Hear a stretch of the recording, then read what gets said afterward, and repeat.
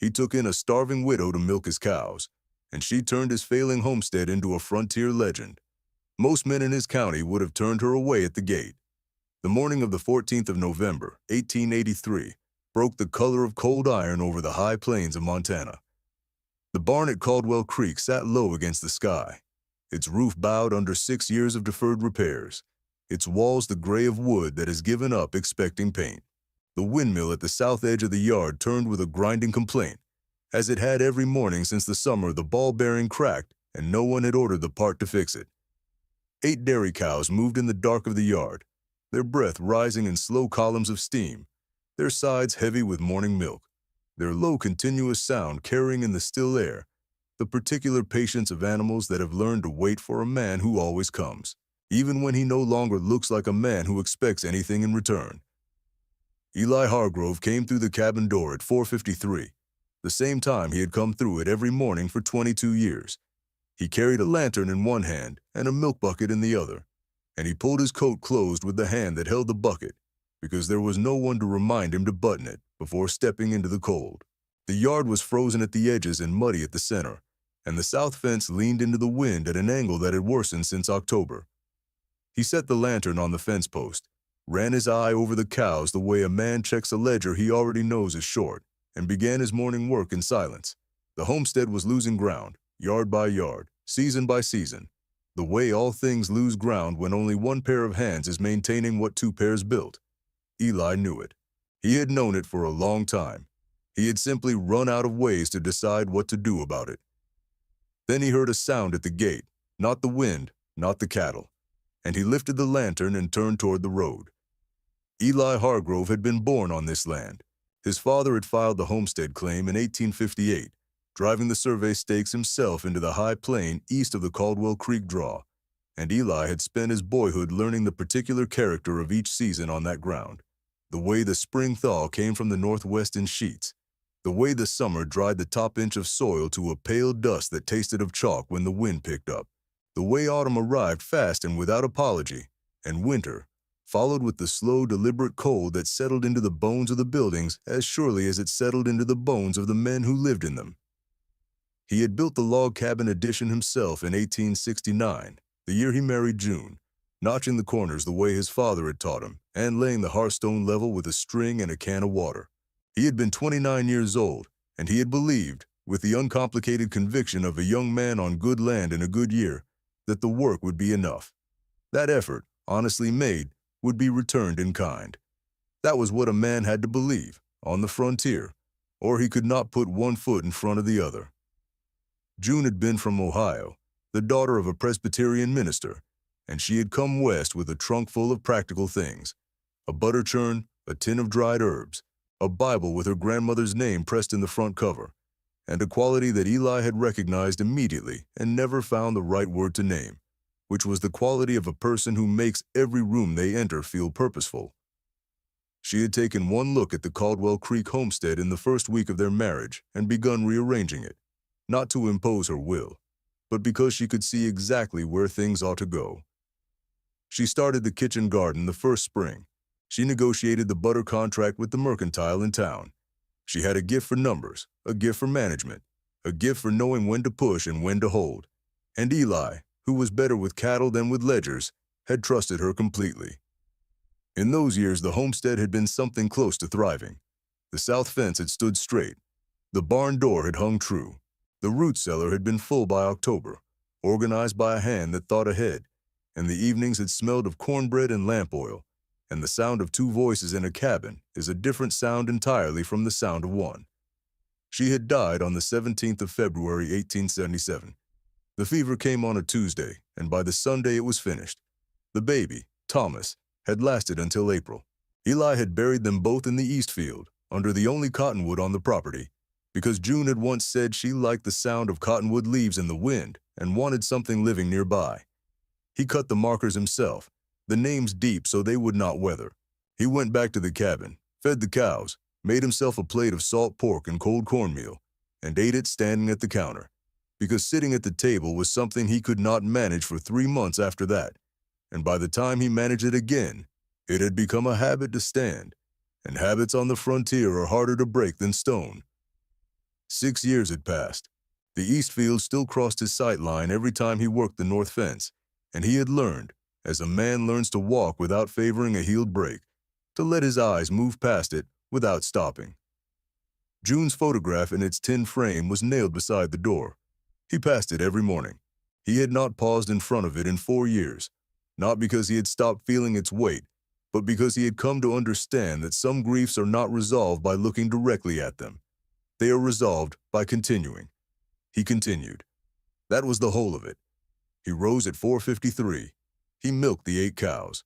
He made cold biscuits, the same recipe June had taught him, flour and lard, and a scrape of salt, baked on the edge of the iron because the center of the oven ran too hot, and he ate them standing at the counter with his coat still half on, because sitting at the table in an empty kitchen was a thing he had tried and found wanting. He worked the fence line through the morning and the pasture through the afternoon, and came in at dark and went to bed without lighting the second lantern, and he slept without dreaming. Or if he dreamed, he did not remember, which amounted to the same thing. The homestead had been designed for 2 people. That was the truth no one said aloud, but it was the plain mathematics of the place. June had run the dairy, the ledger, the garden, and the contracts. Eli had managed the cattle, the buildings, the fences, and the land. When she died, he had taken on her half in addition to his own, and he had managed it for a year, perhaps 2, on the adrenaline of grief, working twice as many hours, sleeping less, eating poorly. Then the adrenaline had worn off, as it always does, and what remained was a man working a 2-person homestead alone, losing ground the way water loses ground to cold, slowly, imperceptibly, until one morning everything is stiffened and the motion is gone. The north pasture fence had been down since the first frost of October. The barn door hinge was cracked, and the door swung crooked and sometimes did not close at all. The county agent had been out twice that year about the back tax on the north pasture, and Eli had paid it both times out of savings that were no longer savings, but borrowed time. Chester Webb rode over every Tuesday on his spotted mare, as he had done for 4 of those 6 years, not because Eli had asked him to, but because Chester Webb had buried his own family to cholera in 1869 and understood better than most what happened to a man left alone in the long winter without a reason to keep the cabin warm. He brought apple cider when the apples were good and dried venison when they were not, and he sat on the porch step and talked about the weather and the county and the price of cattle in Miles City. And he never asked Eli how he was doing, because Chester Webb knew that men like Eli did not answer that question honestly, and the asking of it only made the door close tighter. He left when the conversation ran out, which was usually within the hour, and Eli watched him ride back through the gate and felt, every Tuesday, something he could not have named, but which functioned like gratitude, the particular gratitude of a man who has been seen without being examined. 2 of the cows had been showing symptoms of milk fever for a week, and Eli had not been able to do more than watch them, because a man alone could not milk 8 cows twice a day and treat an infection and patch a leaking barn roof and keep the fence lines clear. Not in November, not in the cold. He had done the arithmetic the way you do arithmetic when you already know the answer. He needed another hand. He could not pay another hand. And so the arithmetic simply sat there, as unanswerable equations sit, in the back of the mind, immovable and politely devastating. He was at the south fence, pulling a post back to vertical with a bar and a length of chain, when he became aware that there was something on the road at the edge of his vision. He straightened. He shielded his eyes against the flat November light. There was a figure on the road, moving slowly in his direction. A woman, from the shape of her. 2 small figures beside her. Children. They were perhaps half a mile out on the county road that ran past his gate, and they were not moving fast, moving with the particular gait of people who have been moving for a long time and have run out of the kind of hope that makes you walk quickly, but have not yet run out of the kind that keeps you moving at all. Eli lowered his hand. He looked at the fence post. He looked back at the road. The woman had not turned toward his gate yet.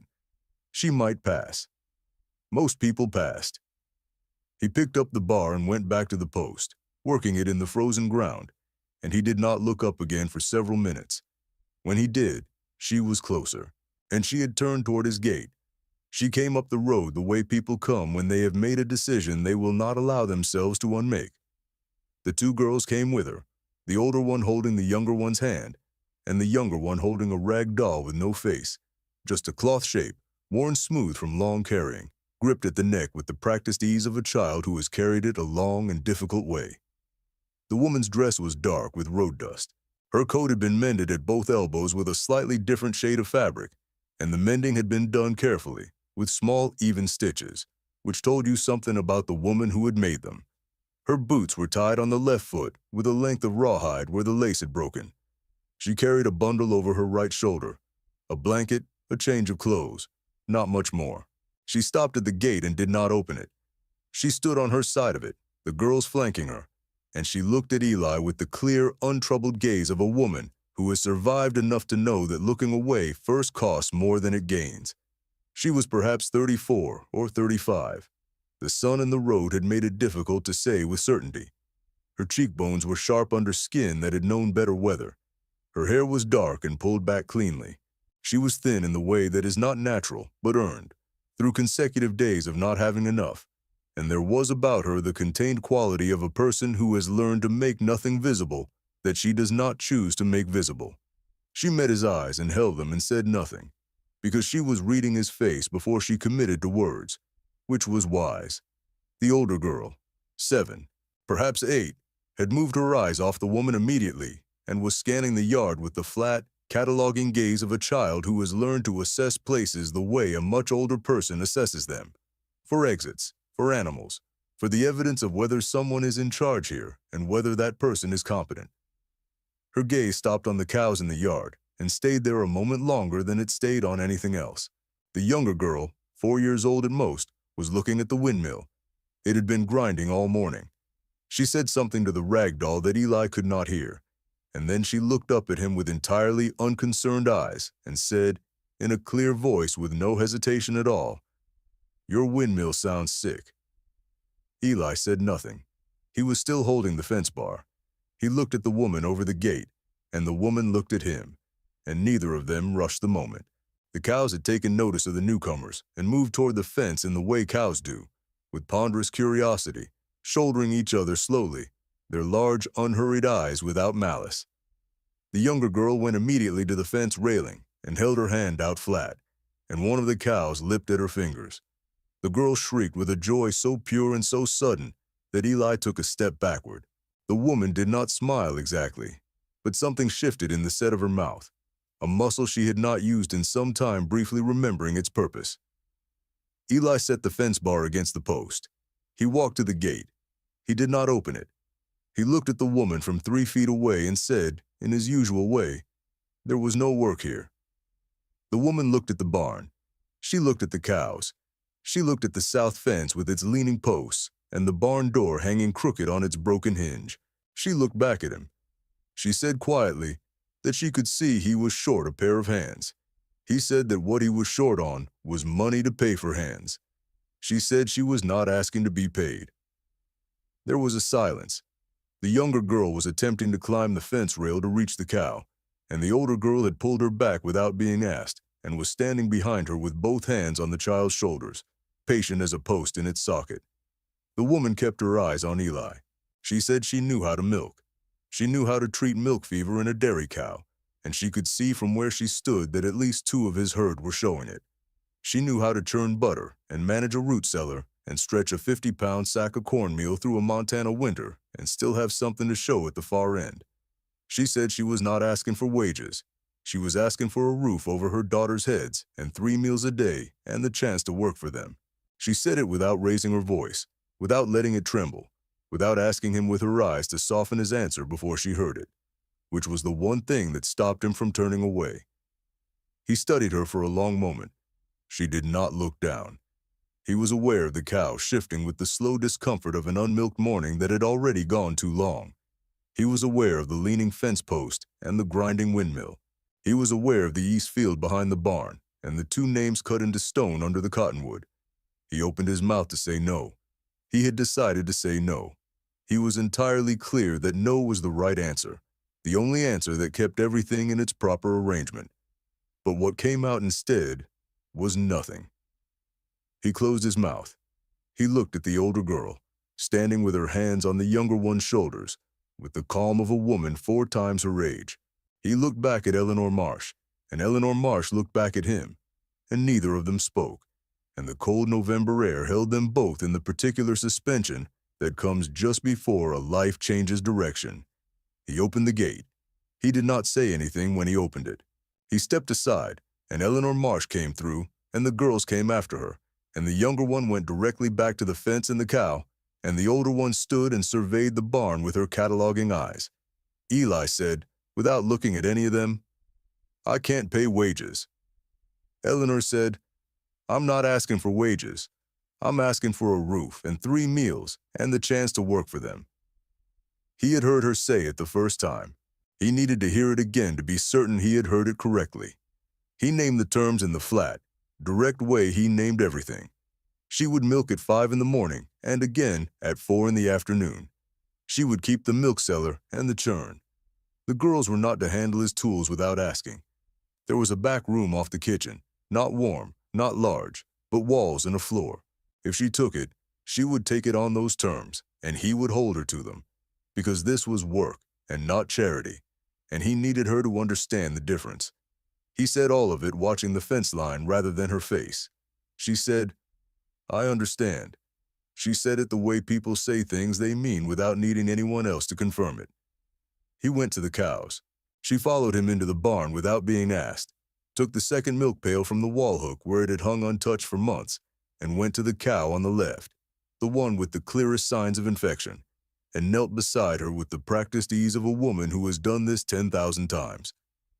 Eli watched her for a moment from the door. He did not say anything.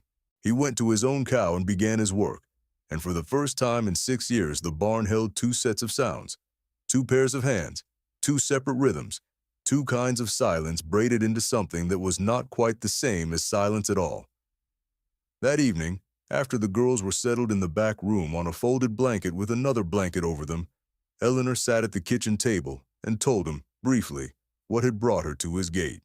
Her husband Daniel had been a blacksmith from Ohio, who came west chasing better contracts and found instead a damp winter and a set of lungs that could not fight it.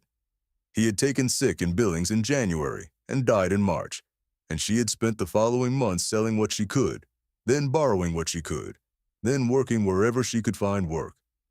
But work was scarce in Billings for a woman with 2 children and no trade the merchants recognized. The flour had run out 3 days ago. She had heard in town that there was a dairy homestead 12 miles north on the county road, run by one man who was behind on everything, and she had decided that was the direction to walk. Eli listened. He kept his face still, what June used to call his stone face, the expression that meant he was taking in more than he was showing. When Eleanor finished, he was quiet for a moment. Then he stood up, crossed to the door, went down the porch steps to the root cellar, and came back with a sack of cornmeal under one arm and a small tin of salt pork in his other hand. He set them on the table without explanation. Eleanor looked at them. She said, "Thank you." Eli said, "You'll need your strength for the 5 o'clock milking." Then he blew out the kitchen lamp and went to bed. If you know what it is to have held a homestead together by sheer stubbornness, to have worked land that was built for 2 and managed it alone out of pure refusal to let it go, then you know something of what Eli Hargrove felt that night, lying in the dark and listening to the unfamiliar sound of other people breathing in his house. It is the kind of sound that is both a comfort and a threat, because it reminds you of everything you told yourself you had finished wanting. Take a moment right now and let us know in the comments where you are watching from tonight. And if this story speaks to something you know, subscribe to the channel and leave a like, so these stories can keep finding the people who need them. He lay there for a long time. The cornmeal sack was on the table. The girls were asleep in the back room. The cows had settled after the evening milking, which Eleanor had done without instruction, correctly, at 4 o'clock exactly as agreed. He stared at the ceiling in the dark and thought about what he had done. And then he thought about the leaning fence post and the cracked barn hinge and the 2 milk-sick cows and the back tax notice in the tin box on the shelf. He thought about the mathematics, the simple, terrible mathematics of 1 pair of hands and a homestead designed for 2. And then he thought about Eleanor Marsh, kneeling beside the infected cow with no hesitation, reaching for the second milk pail the way a person reaches for something they know belongs to them, He did not know, lying there, what he had done. He only knew that the homestead was not silent tonight in the way it had been silent for 6 years, and that the difference felt like the first degree of warmth after a very long winter, which was either the beginning of something or the cruelest trick the cold had ever played on him. She found the mastitis before he named it. That was the first thing. On her third morning at Caldwell Creek, Eleanor came into the barn at 5 o'clock as agreed, took her pail from the hook, and before she touched the first cow, she walked the full length of the stall, moving her hands along each animal's flank, pressing gently at the quarter, watching the cow's reaction. She found the infection in 2 of them, the right rear quarter of the 3rd cow and the left front of the 6th, and she treated both the same morning with saltwater compresses and careful partial milking, the way a woman treats it who has done it before and knows that patience and consistency are the only cure that works all the way through.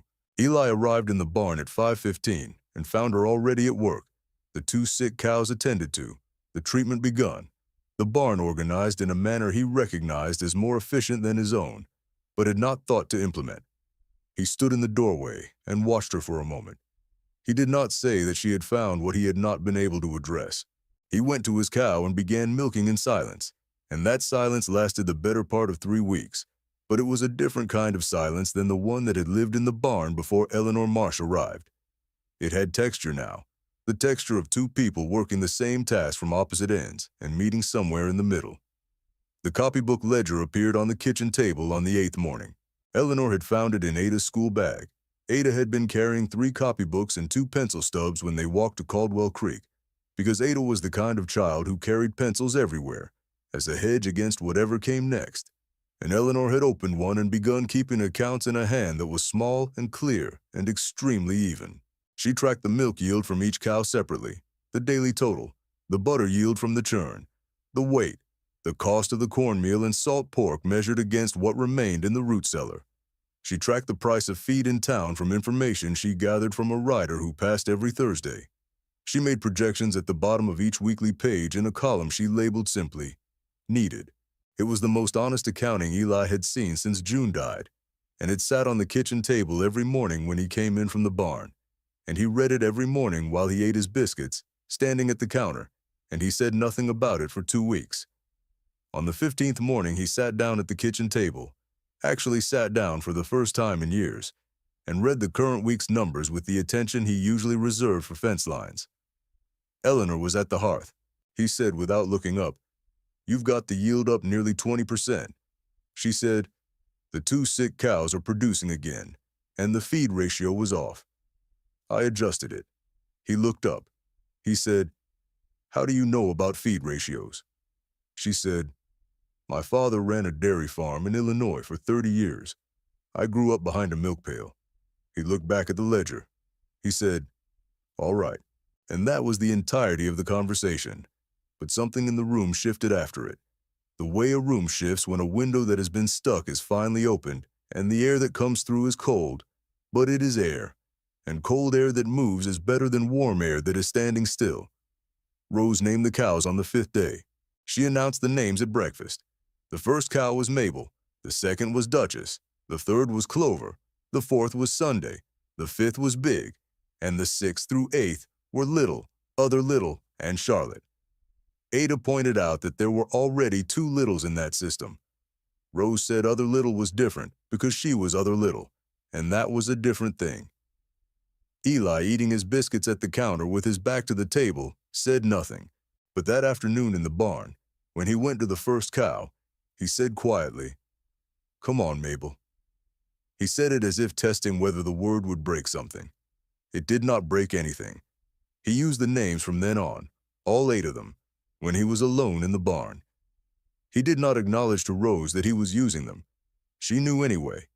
She knew because she was 4 years old, and 4-year-olds know everything that actually matters. What changed more slowly was Ada. She did not warm the way Rose warmed, not in the bright immediate way of a child who has not yet learned that some people will not be won. Ada watched and waited and judged and moved only when she was certain. Eli recognized this quality because it was his own, and seeing it in a 7-year-old girl who had acquired it from necessity rather than from nature was the sort of thing that made him feel something he did not have a name for. something between recognition and a tenderness he had not expected to feel for anyone again. She left a coiled rope hung properly on its peg one afternoon when he had left it on the ground. She put his tools back in their correct order after he had left them in the cold. She fixed the latch on the root cellar door with a piece of wire and said nothing about it. Eli began leaving small tasks undone that he knew she would quietly correct, not from laziness, but because he liked the evidence of her, liked the proof that a child was moving through his homestead with care and attention, and because there was something in it that reminded him of Thomas, not in the way that hurt, but in the way that made the hurt make sense, which is the only kind of remembering that is good for a man who has been carrying grief for 6 years. The barn hinge was repaired on the second Friday. Eli found it fixed when he came out for the morning milking, the door swinging clean and true on a new pin that had been shaped from a length of heavy wire and a stone, rough but effective, secured with a wrapping that would last the winter. He stood in the barn doorway for a moment, swinging the door back and forth, testing it. He went inside and said nothing. At supper, Eleanor said, to no one in particular, that the barn door had been letting in cold. Eli said, "I noticed." She said, "I fixed it." He said, "I noticed that too." Ada looked at her biscuit. Rose said she had helped. Ada said Rose had held the wire, which was a generous interpretation. Rose said holding wire was helping. No one disputed this further. The first morning Eli made coffee and left a second cup on the counter was a Thursday in early December. He did not make an announcement of it. He simply set the second cup there, on the counter, where he always stood, not on the table, and went to his corner of the kitchen with his own cup, and Eleanor came in from the back room and saw it, and poured herself in and stood at the hearth with it, and nothing was said, because there was nothing that needed saying. The cup was there. It had not been there before. That was the fact of the matter, and the fact carried more weight than any explanation of it could have. One evening in early December, Eli came in from the north fence after dark and found supper kept warm on the back of the stove. He had not asked for this. He had not asked for any of it.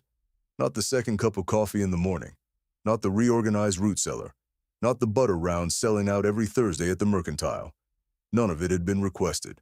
All of it had simply been done in the quiet, systematic way that Eleanor Marsh did everything, without announcement or expectation of acknowledgement, the way a craftsman works. Because the work is the work, and it ought to be done correctly. And when it is done correctly, nothing further needs to be said. Eli sat down at the kitchen table that evening, the girls already asleep, Eleanor at the hearth with her mending, the fire low, and he ate his supper in silence, and she worked in silence beside him, and it was the most peaceable silence that kitchen had held in 6 years. He did not say so. He ate. He put the plate by the wash basin. He said good night.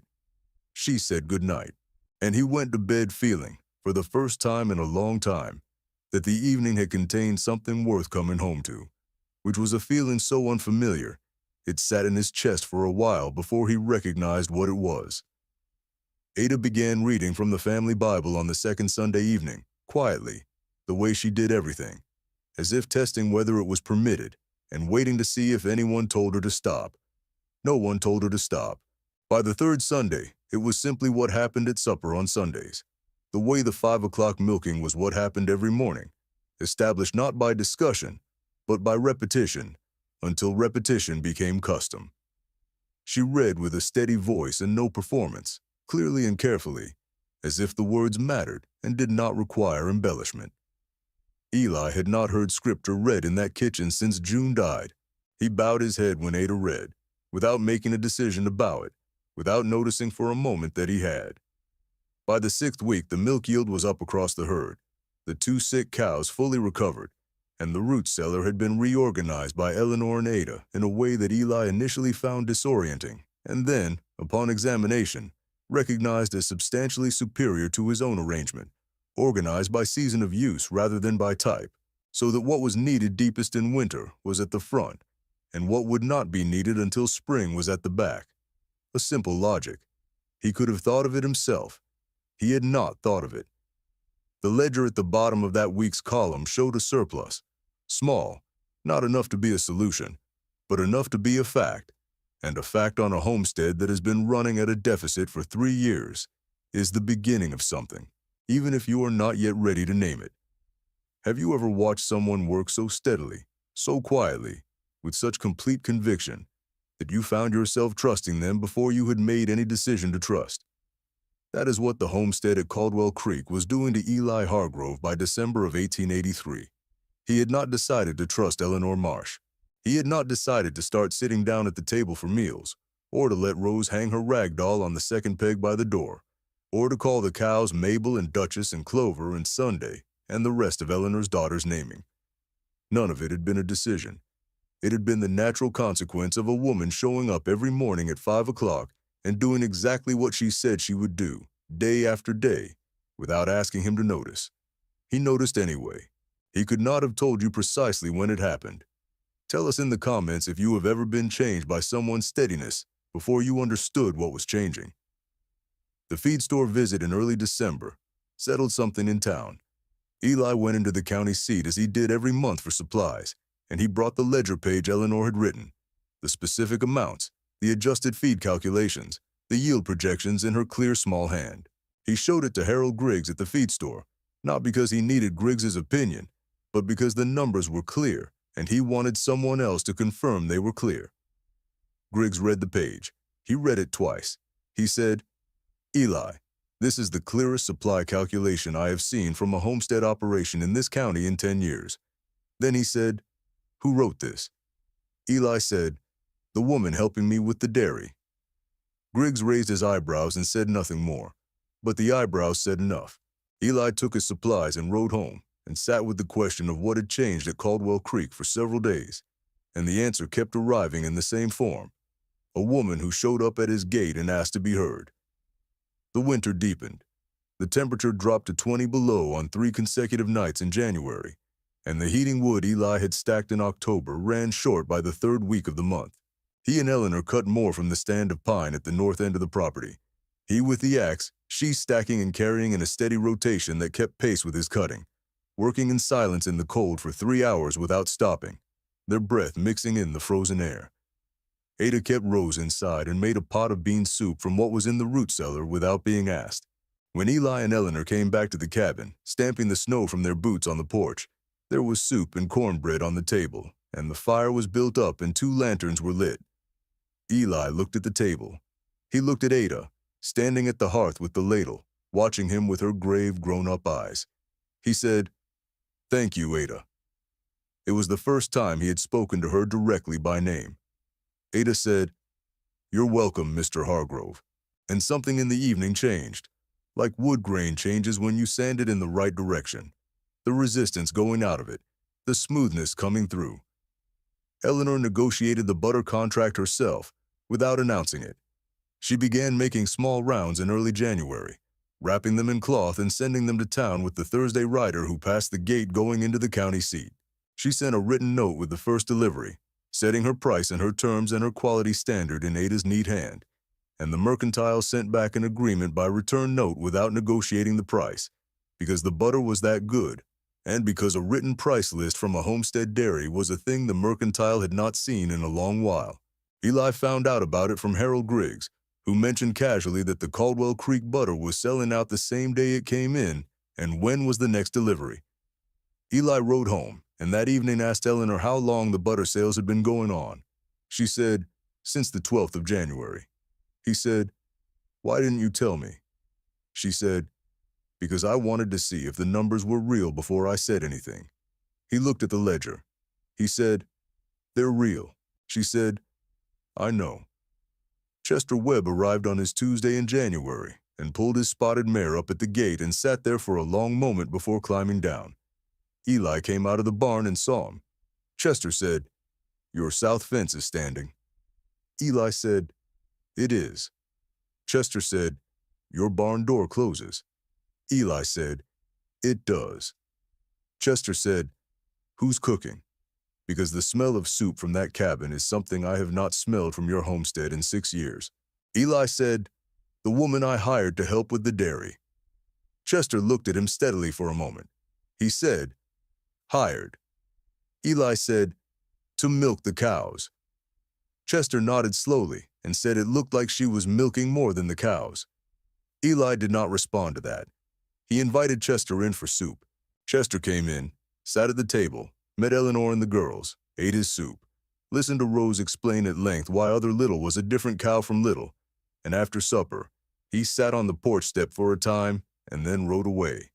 And Eli could tell by the set of his shoulders on the horse that Chester Webb was smiling all the way down the county road. In the third week of January, the county agent's notice arrived about the North Pasture tax, the same notice that had come twice before, the same polite language that meant the same impolite thing. Eli set it on the kitchen table that evening and looked at it, and Eleanor looked at it, and then Eleanor opened the ledger to the current week's numbers and pointed without speaking to the column labeled ahead. The number there had grown over the past 6 weeks. It was not large enough to cover the tax outright, but combined with the projected butter income for February, which Eleanor had written out, with the price per round and the estimated weekly yield in the column beside it, the arithmetic worked. It worked with a margin. Eli looked at the numbers for a long time. He was not accustomed to the arithmetic working. He said, "I'll need to verify the February contract holds at this price." Eleanor said, "I can ride in to confirm it on Thursday with the delivery." Eli said, "All right." He folded the notice and put it in the cedar box on the shelf.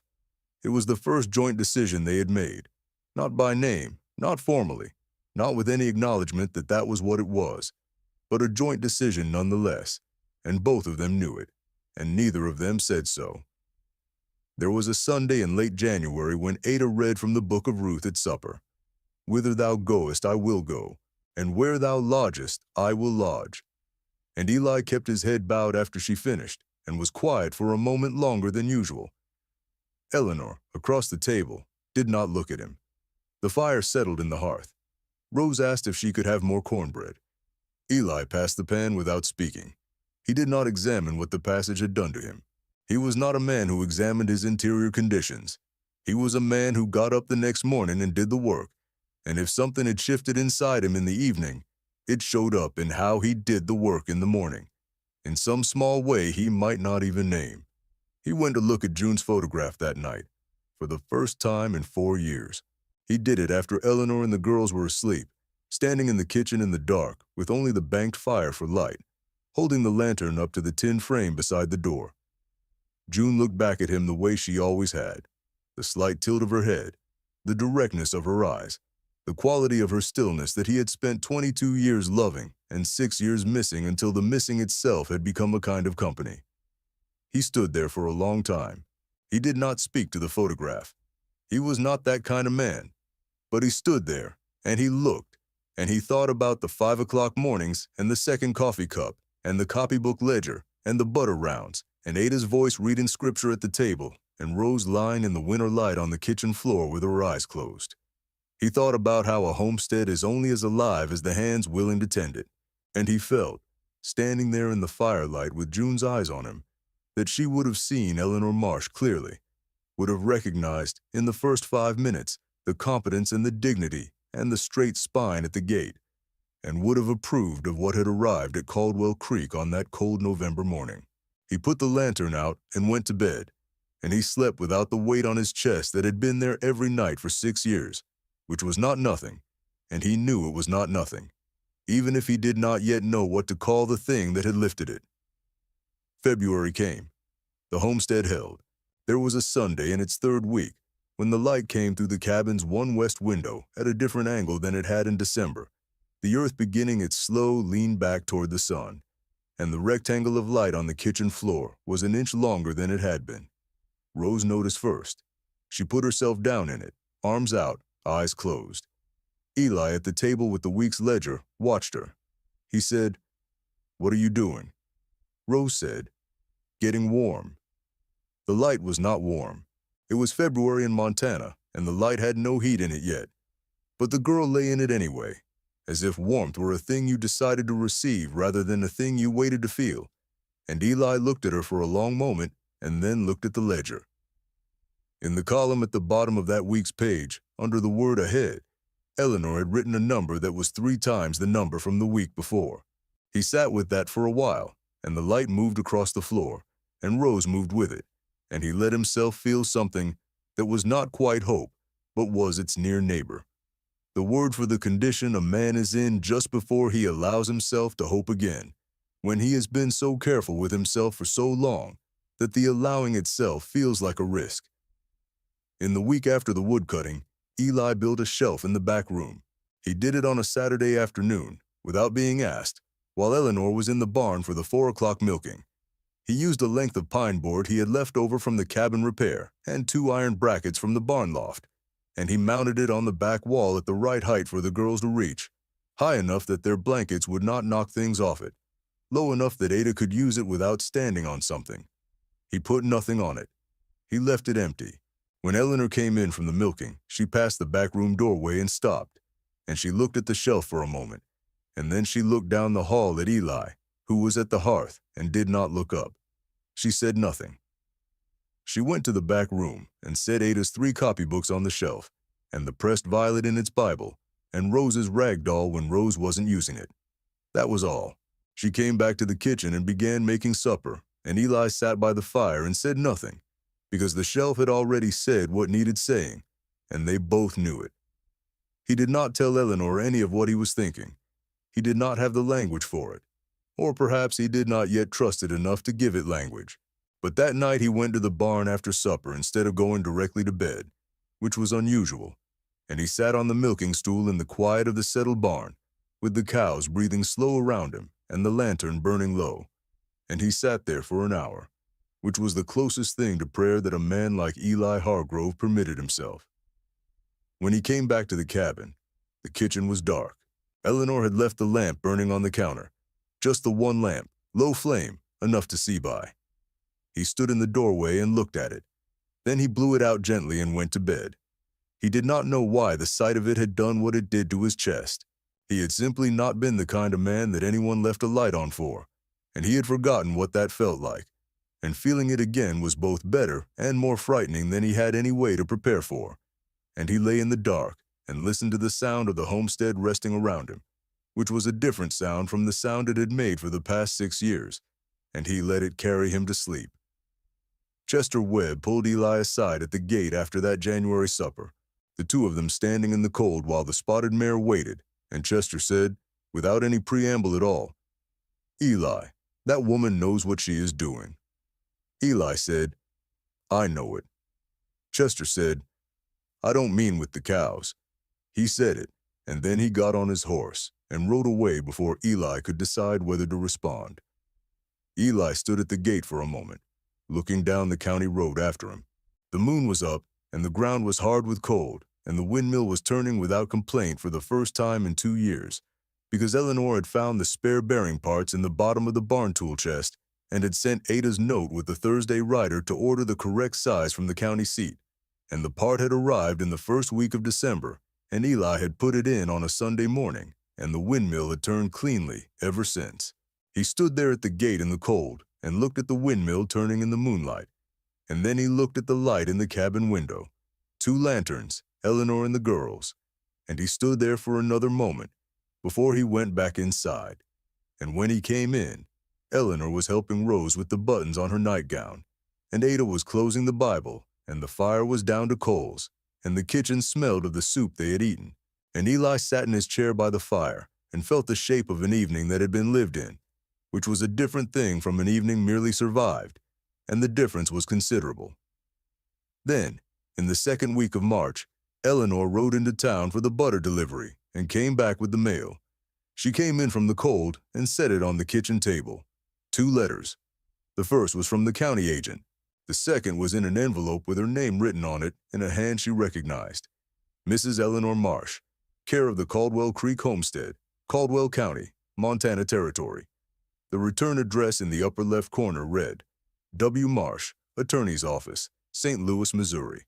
Eleanor stood at the table with her coat still on and looked at that envelope for a long time before she touched it, and the look on her face was not fear, but something slower and more complicated than fear.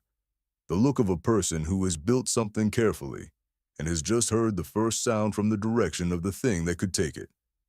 Warren Marsh arrived on a gray Tuesday in the second week of April, 11 days after the letter. He came in a hired buggy from the county seat, his rented horse well-fed, and his coat of dark wool that cost more than the mule in Eli's barn, his boots clean despite the road. He pulled the buggy into the yard and stepped down with the ease of a man who has arrived somewhere he considers himself entitled to be. And that was the first thing Eli noticed, because a man who moves like that on someone else's homestead is a particular kind of problem. And the frontier had taught Eli to recognize particular kinds of problems early. He sat at Eli's table without being invited. Eli let him sit, because a man on his own property can afford to let a stranger make himself comfortable. It costs nothing and tells you considerably more to watch a man settle himself in a chair he was not offered than to deny it to him and have the conversation standing up. Warren produced a leather satchel, opened it with the practiced movements of a man who has performed this particular gesture many times in many rooms, and addressed himself entirely to Eleanor, as if Eli were furniture. That was the second thing.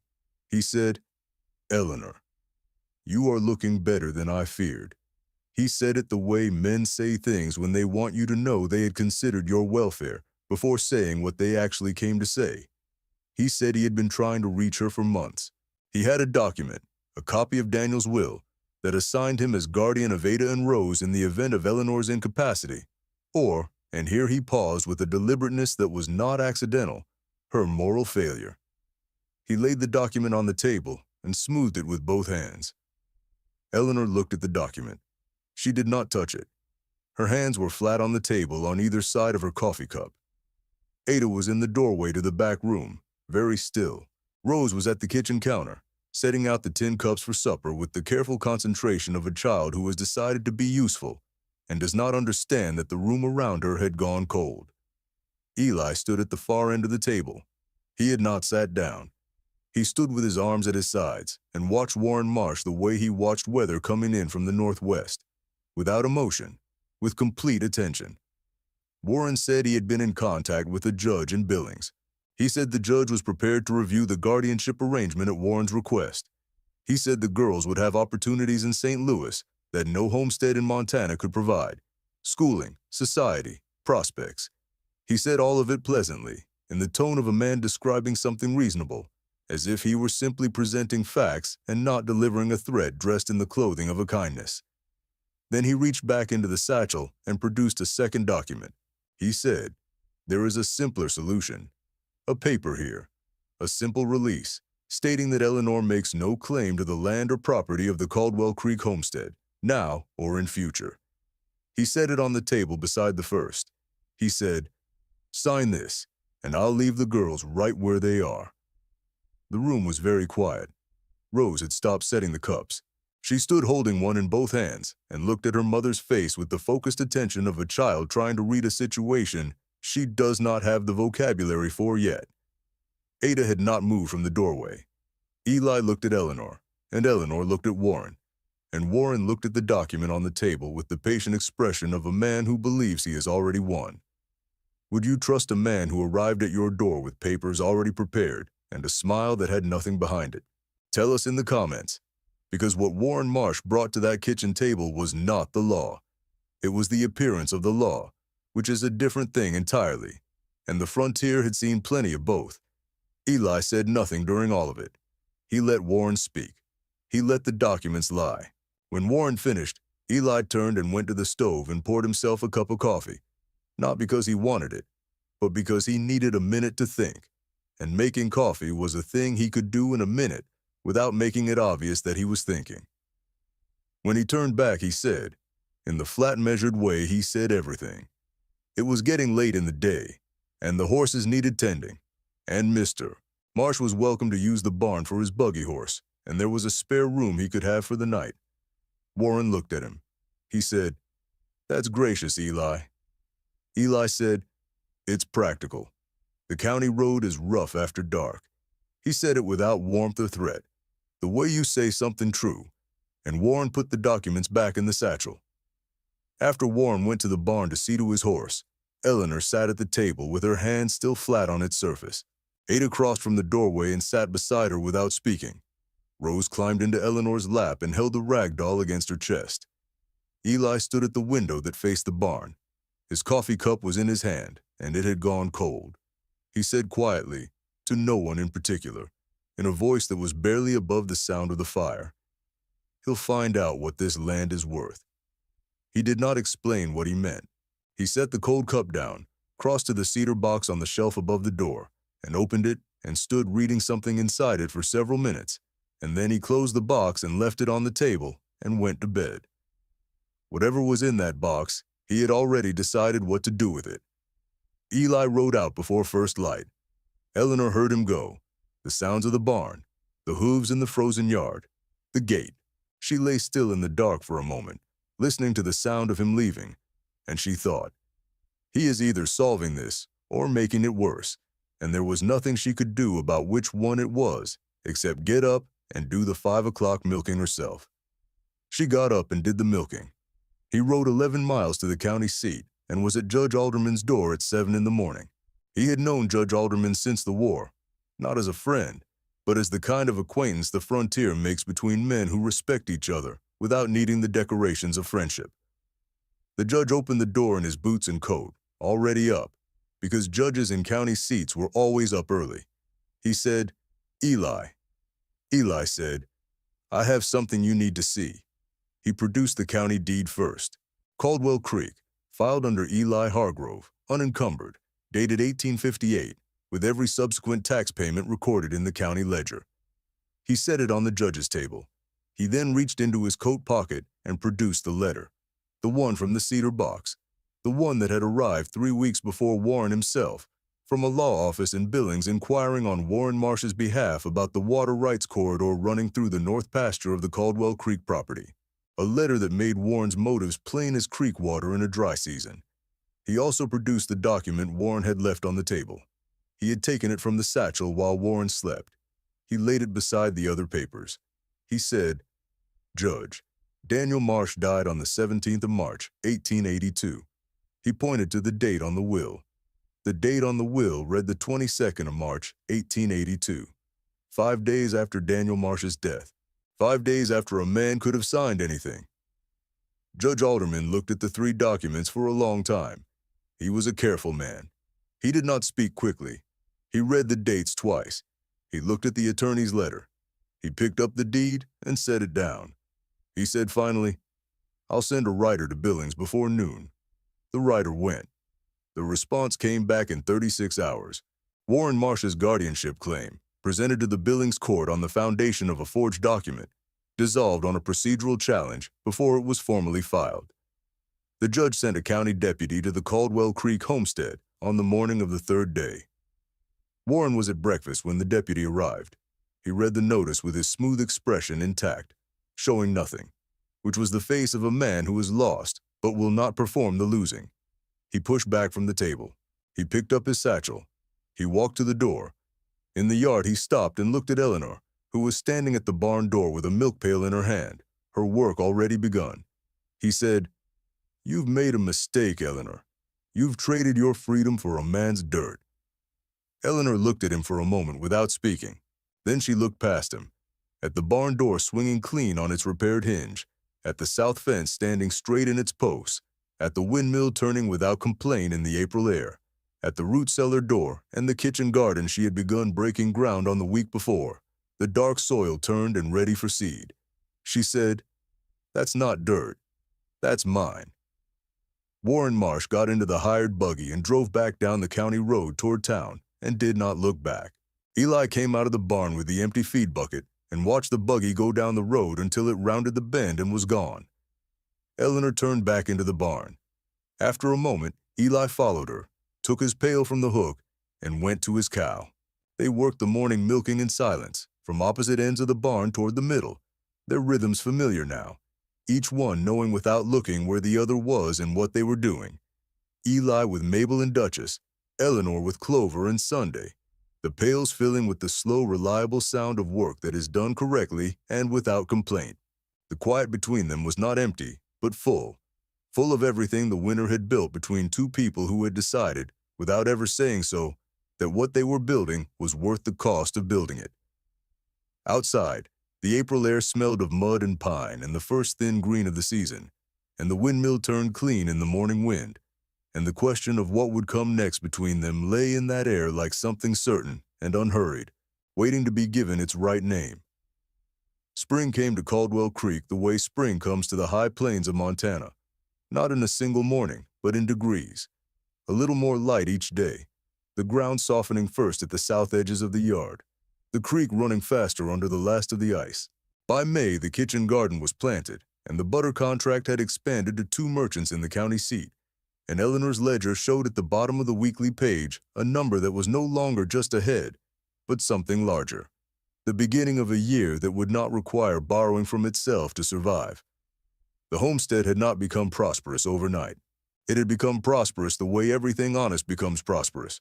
One morning at a time, one pail at a time, one repaired fence post, and one correct feed ratio, and one butter sale at a time, until the accumulation of small true things became a life that held.